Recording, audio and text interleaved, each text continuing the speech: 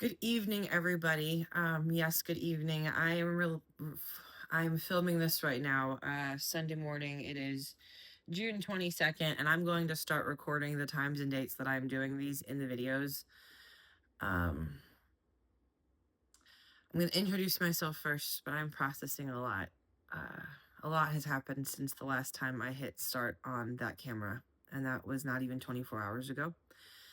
And I don't even want to bring voice to it because if you live in the United States or if you don't, you've been watching the United States and you know what just happened. And I'm going to leave that for what that is. Hi, my name is Jill. Jill Taylor. Jill Hebner was my maiden name, if you really want to know, because I'm honestly not afraid of it. I am on here, I go by the ministry mom. By work, I go by the music mom. I am a music teacher, creative coach. I don't know what I do. It's ministry work. I just like helping people and helping people find a love for their music. I teach kids that are very neurodivergent, neurospicy. Some of my kids are autistic. Some of them are ADHD. I am both. And I just find ways to relate to people when words can't, I guess, is a good way of putting that in short. That is my job, the income. But what I am at my heart is a mom. And I am a single mom with 4 kids. I have an awesome partner who has been in my life, in my kids' life for the last year. But in the reality of all the help that he gives me, he's not my kid's dad, you know? And in that regard, I am still trucking through single momming. I have 4 kids that are all in elementary school. Not going to give ages or anything more there, but yeah, I am one of you guys. If you're watching this video, I'm one of you guys. This is very raw. This is very unedited. I felt called to really start sharing more of my story just a couple days ago, and so I impulsively grabbed a camera, and I think this is the 4th time I have filmed something, and each time is a little bit smoother. But I don't do this with anything but intention. And so with that, I'm going to let that be my introduction. If you would like to know more about me, please drop a comment. If you'd like to hear a specific part of my story, please drop that in the comments as well. I'm trying to help people find this page because it's not about money for me. I don't know a thing about YouTube, and a week ago I didn't even have a YouTube account for this. I use YouTube to listen to chill music and lo-fi vibes. Okay, that is the YouTube extent that I have. All right. But I also know that what I have to share is not meant for just me. It's supposed to be for other people. My story was not what it is because it was supposed to be kept to myself. So with that, yeah, I am Jill. I am the ministry mom, music mom, mom in general to whoever comes near. And I do Bible devotions paired with oracle card readings. Interesting, yes. Effective, I think way more effective than any amount of hours that I have ever had in church, if I'm totally honest. And that has been my experience through the Bible on my own, and especially since picking up a camera last week for the first time. Because I filmed Thursday and released Friday for the first time, and then I released Saturday. And when I filmed last night to release for this morning, I had no idea what I was going to stop. I hit stop last night and I got in bed and my brain was having a hard time processing, like I think a lot of us are. And that's beside the point. It's not about me specifically. But then I got up this morning and I set my alarm early, like I mentioned in the video, to get up early and get that video uploaded. And can I tell you, if there was a Satan, if there was a devil, he was fighting fucking tooth and nail for me to get that video uploaded this morning. I tried and tried. It would not upload. And there was a reason for that. And I don't know what that is still, but I'm sure whoever needed to get that message this morning will get it when they need it. But I am trying to let this continue to be impulse led. And so this morning when I was listening to my playback for the first time and listening to all of the things that came through while I was filming, getting ready to share with you guys this morning, the amount of synchronicity, the cards be pulled, guys. Like, I mean, come on.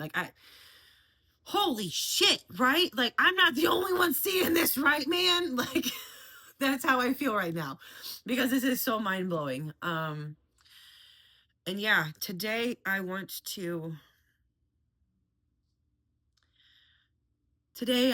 share my tools.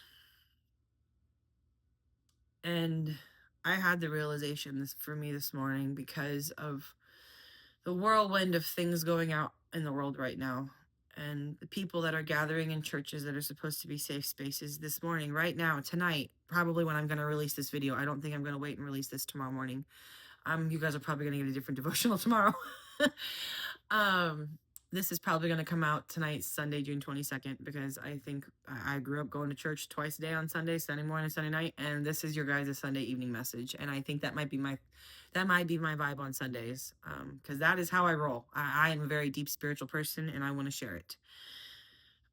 With all of that, you guys are hearing me spit all these ideas. I live in flexibility. I live in fluidity because everything changes in my life constantly. And that is not bad. That is not bad. I live in very safe environments with very safe people. I have a very good support system. And that's why I can say those things. But also, and I change my mind a lot. I change my mind about what I want to eat one day and not eat the next day. I change my mind about what I want to wear. I hate to break it to you, but if you're coming here looking for consistency, you're not going to get it. You're going to get consistent love. You're going to get consistent Jesus. And you're going to get consistent authenticity.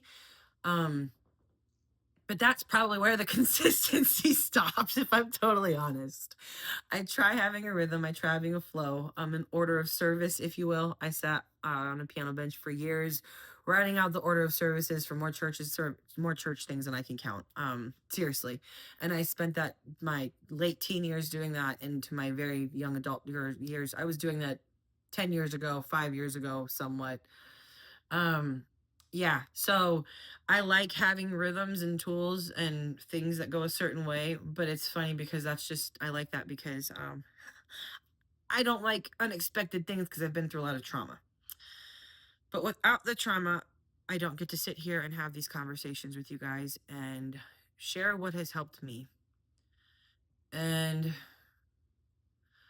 what I realized this morning while I was trying to find my peace and have my medicine and go to church, if you will. I went to church this morning for myself, and that is wind in my hair, windows rolled down, driving down country roads, listening to my music, because music is a tool that the church gave me while I was in there. A very useful tool, a very good tool. The church gave me a lot of good tools, and I'm realizing that most of the tools they were given with the best of intention, but the problem is that the message has been misconstrued for so long that part just traumatizes or just keeps people away from it altogether.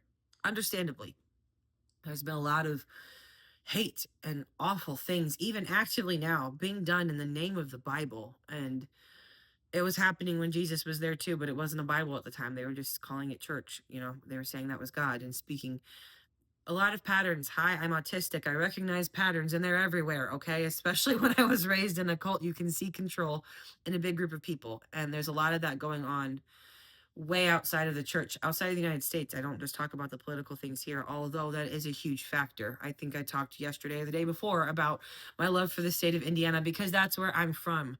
One of the hard right states right now. And it breaks my heart.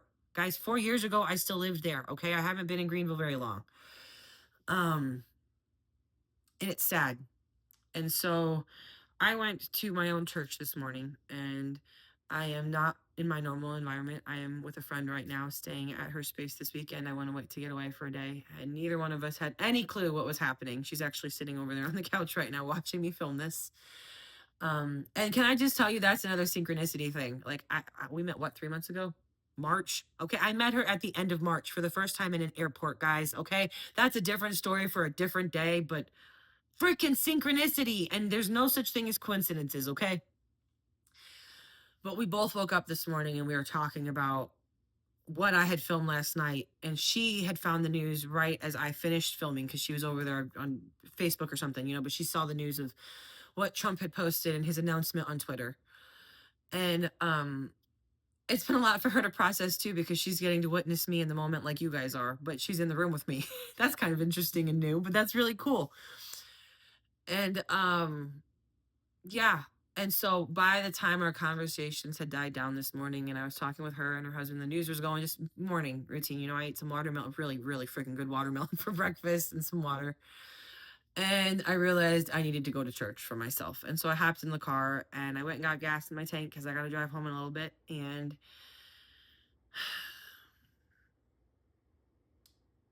So the tools I'm about to give you and the sermon I'm going to give you, good Lord, the sermon.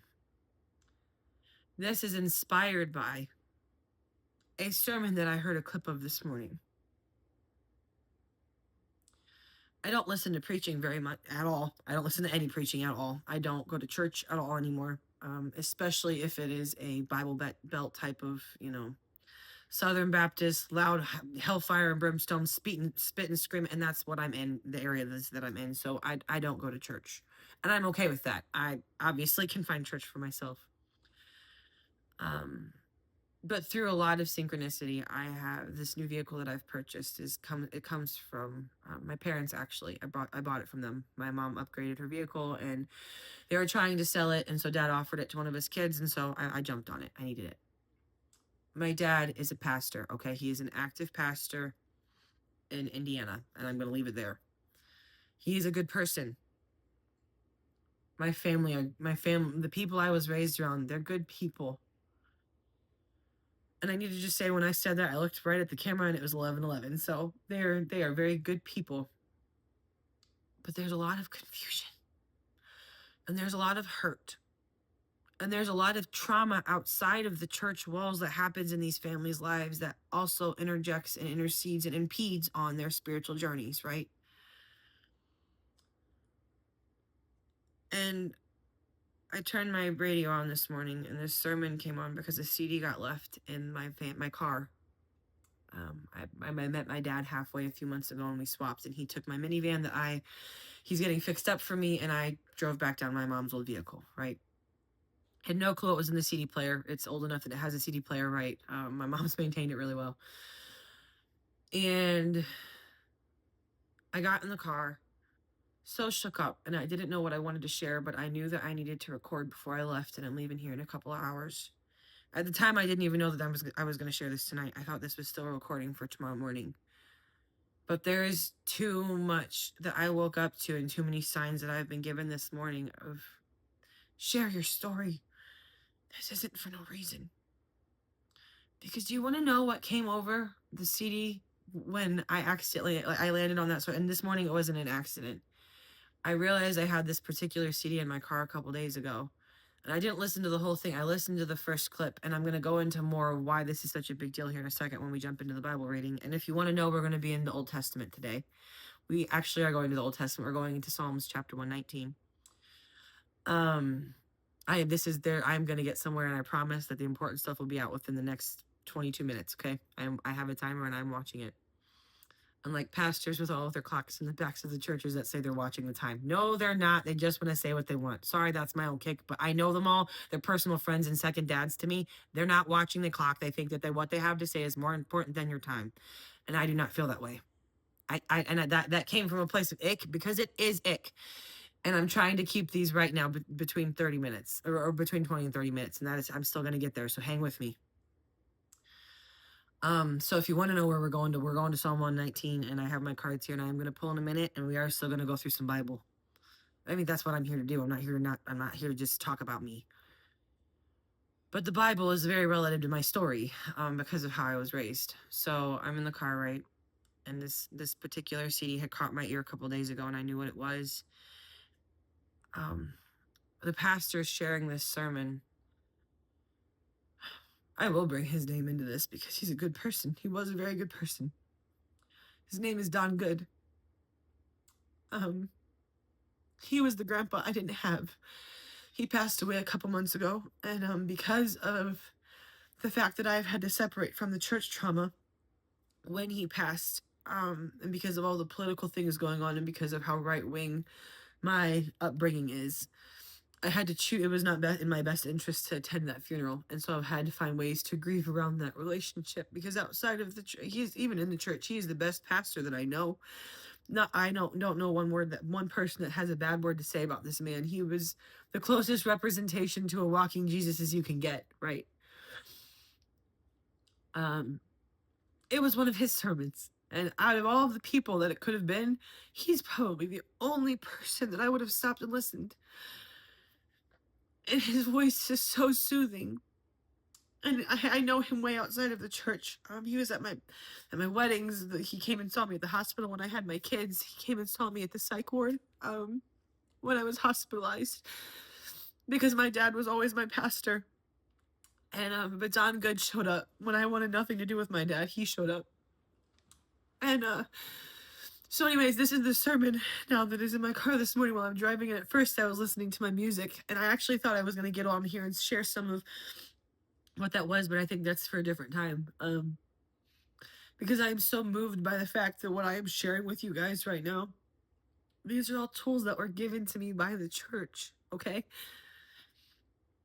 My spiritual practice, I just put down my Bible and picked up oracle cards, but the way I did it, none of that changed, okay?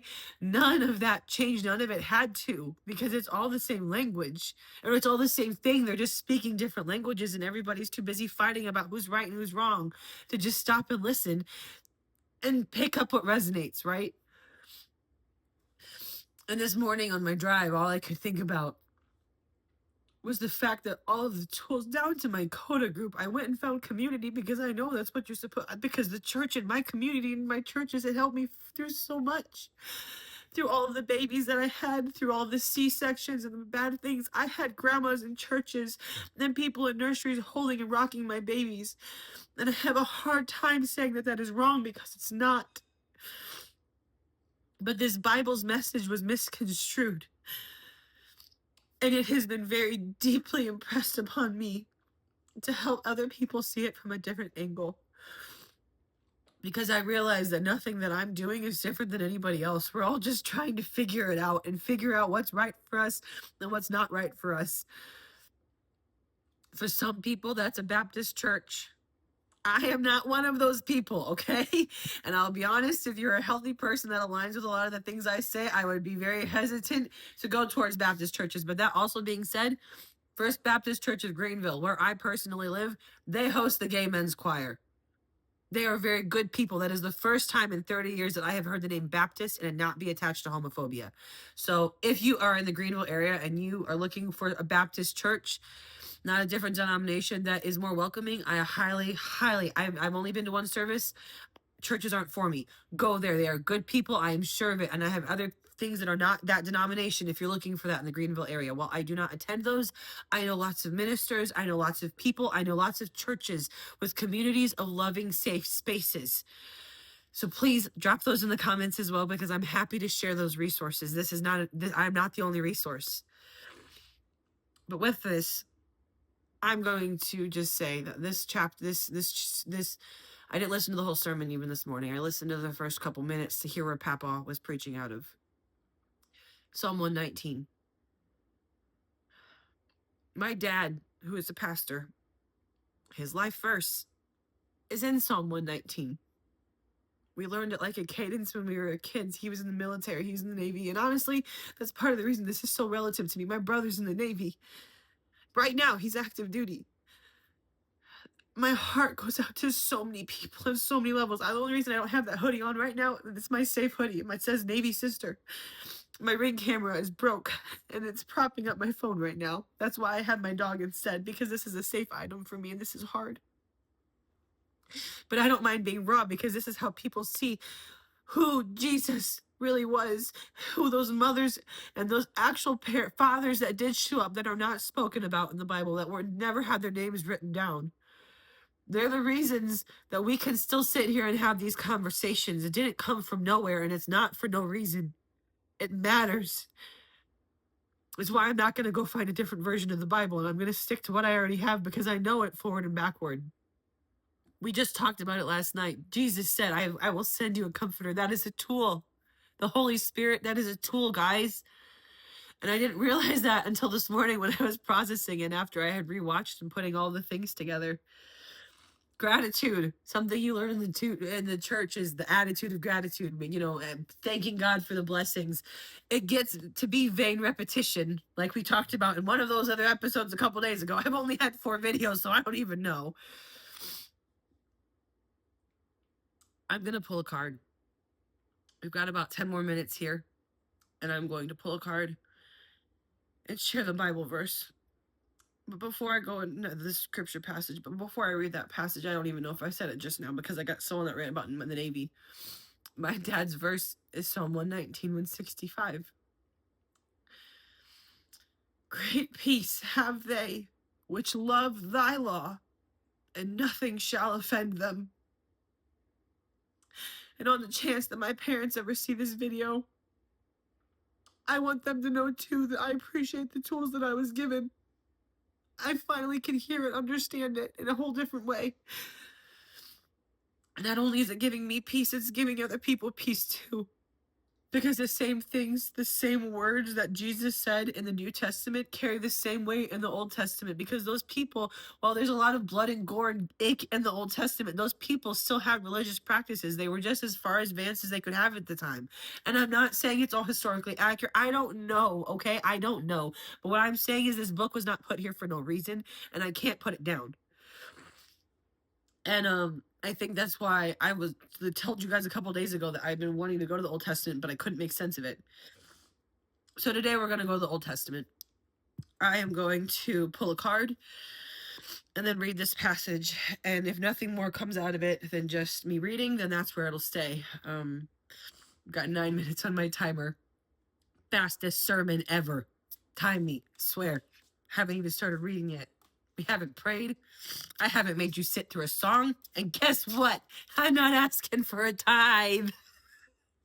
Sorry. I need to focus. But I'm just saying, in my opinion, this is more church. And at this moment, guys, this is me talking to my camera. This isn't even live. This is me in a timer, okay? You can experience this too. Go home, turn on your camera, and pull your Bible out and see what happens. That would be my encouragement, because a week ago, I had never done this before. All right. Jerry, what do you have for us? Jesus, whoever. Jesus, I know you're coming through in the Bible, but my Jerry, what do you have for us right now? Oh, it's messy. We're just going to go what's on top.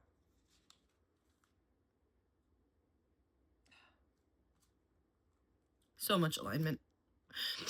This is the hedgehog, and it says, tend to the fragile. I'm going to read that.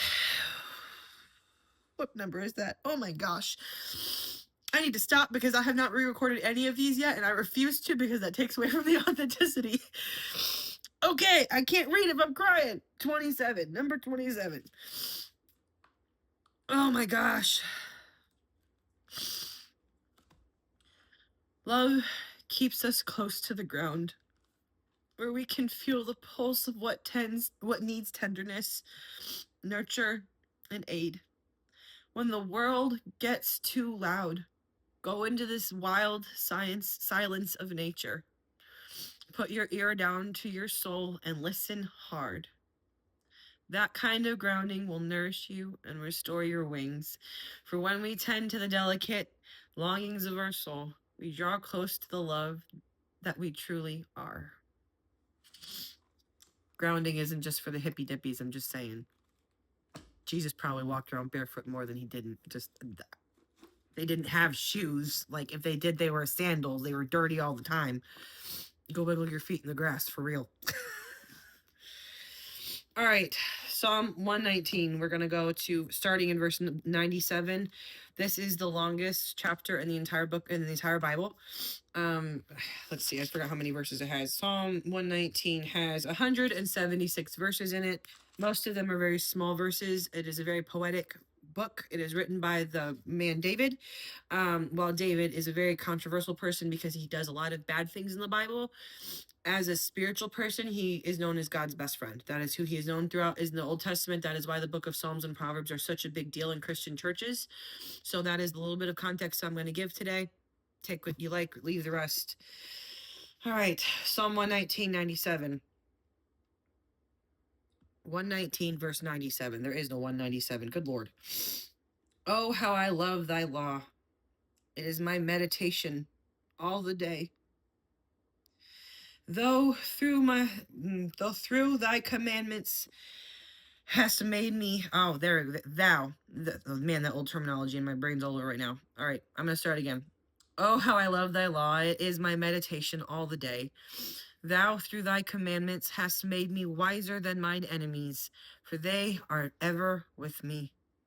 I have more understanding than all my teachers, for thy testimonies are my meditation. I understand more than the ancients, because I keep thy precepts.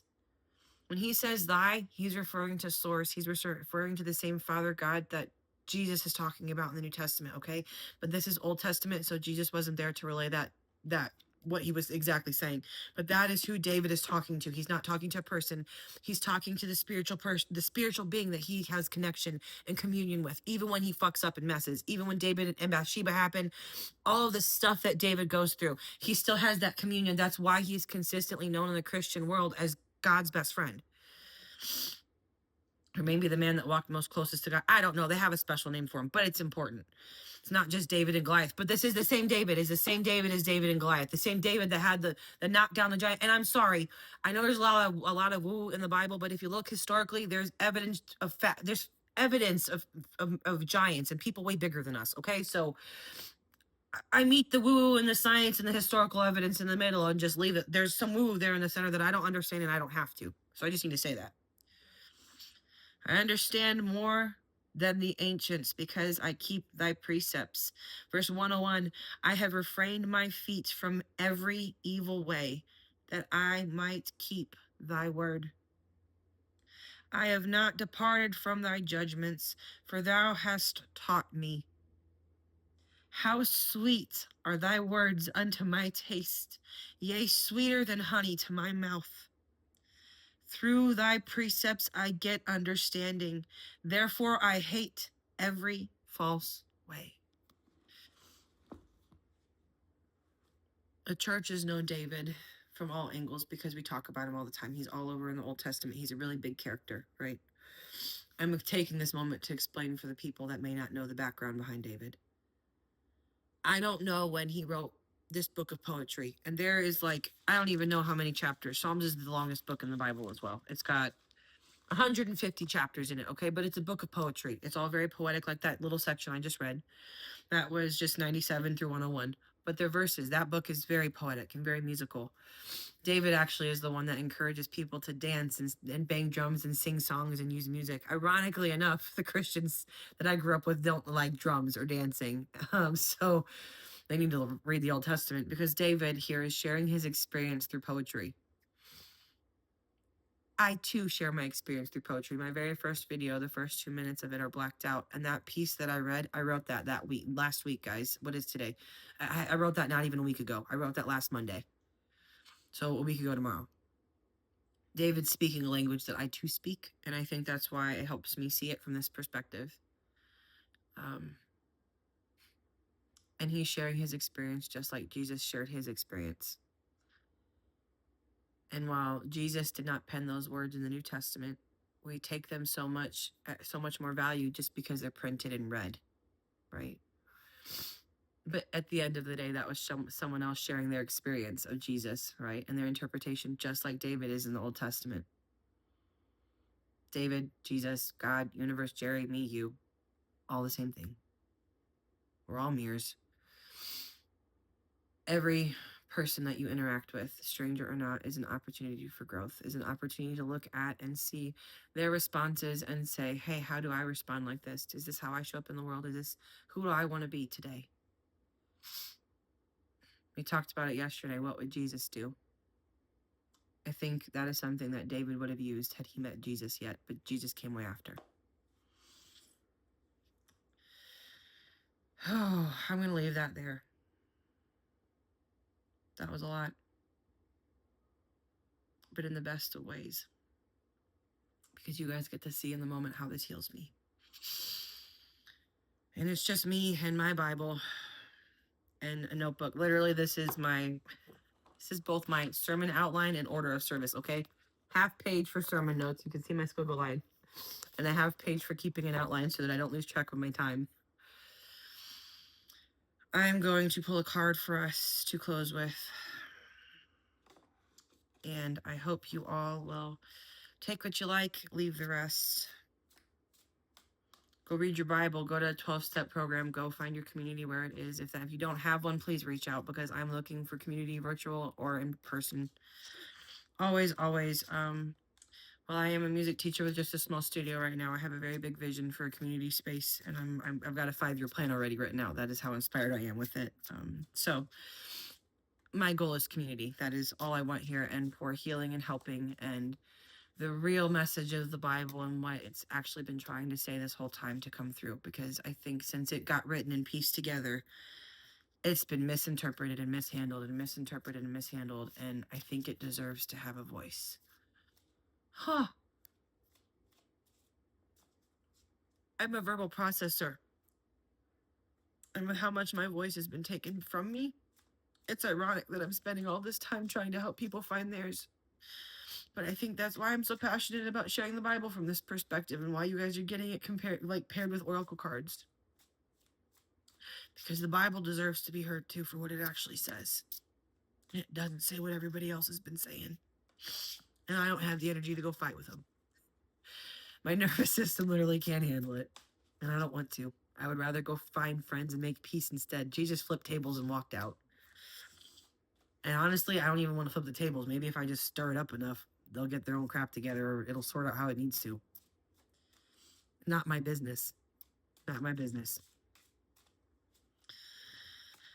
All right. What do you have for us at the end of this? Thank you for this time together. Something's sticking out that wants to come forward. A little more birds. And Bloom Like a Badass fell out again. Just saying, that wasn't even the card that I felt.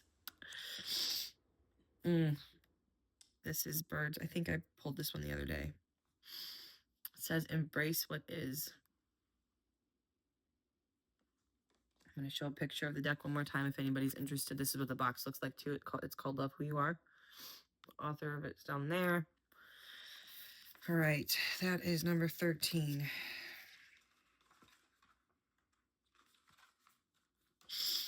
It may seem counterintuitive, but everything is happening for you, not to you. I'm going to pause right there, because that being the first line, that's something I have learned very deeply in my 12-step program, or synchronicity, but we talk about that all the time, how things are happening for us and not to us. That one reframe that changes your whole perspective. It'll change your life. Things are happening for you, not to you. Trust this. When we see the world, and particularly our own circumstances, through this lens, our minds expand to take in the possibilities. On the other hand, when we resist or despise our reality, our minds shrink into judgment, and we go into protective mode, which diminishes our creativity and vitality. This is the moment you are being asked to love what is unfolding in your life, whatever that is, wherever you are hearing this. Don't go back and look at the date when I record this. If you see this 6 weeks from now, you're supposed to hear it the moment you hear it. Okay? That's how this works. This is the moment you are being asked to love what is unfolding in your life as if you choose it. Because on some level, you did. It's a friend in disguise. Endeavor to welcome it so you can discover what it came to teach you. All right. I feel like I just shared in a meeting. So thanks for letting me share. Thanks for listening. I am the ministry mom. I'm a place of safety. I'm LGBTQ friendly. I have kids both in that community, myself, and I am in it as well. I'm autistic. I am ADHD. I'm probably a lot of other things that we're still getting sorted out, and I am one of you guys, and we are not alone, because the Bible told me so. Because the Bible told me so. And that makes me emotional because it's attached to a really old kid's song. But because the Bible told me so, it's going to be okay. And I'm going to share this tonight, and I'm going to get up early tomorrow, and I'm going to share another one, and I'm not going to stop this, because the world needs more of this in their news feeds. Let's put it there.